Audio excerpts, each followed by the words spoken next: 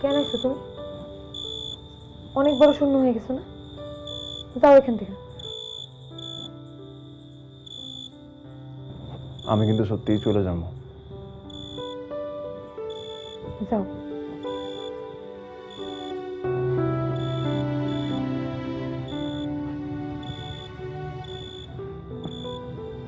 কেমন আছো বউ? জানি না। রাগ করছো আমার উপর? রাগ করবো না, তুমি তো আমার ভুলেই গেছো। হ্যাঁ, কি কর তুমি? তোমার বুকে নিয়েই তো সব কাজ করতেছি। এতই যদি ভালোবাসতা তাহলে চিঠি লেখো না কেন? ট্রেনিং চলতেছে তো বউ, সময়ই পায় না।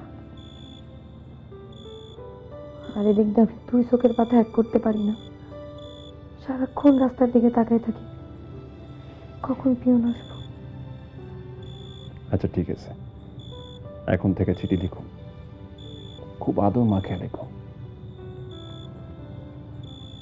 আর আমি সেই চিঠি বালিশের নিচে রাখা ঘুমাবো। বালিশের নিচে রাখবো কেন? বালিশের নিচে রাখলে মনে হইব তুমি আমার অনেক কাছে আছো, তোমার গন্ধ নিতে নিতে ঘুমাবো। আমরা ঘুমাই ঘুমাই কথা কমো, স্বপ্ন দেখবো, একজন আরেকজনে দেখবো। আচ্ছা শোনো, তোমার তো একটা কথা কয়াই হয় নাই।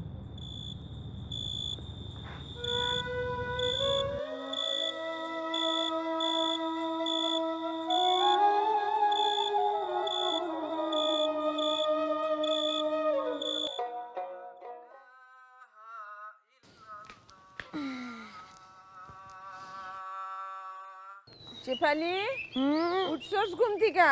নাস্তা দেই? নাস্তা তো একটা দিনও খাইস না, খালি পেটে থাকে। খালি আলু ভাজি করব না ডিম ভাজি দিব?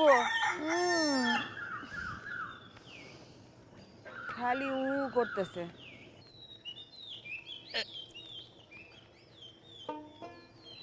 আজকে মজা করে আলু ভাজি বানাইছি। আরে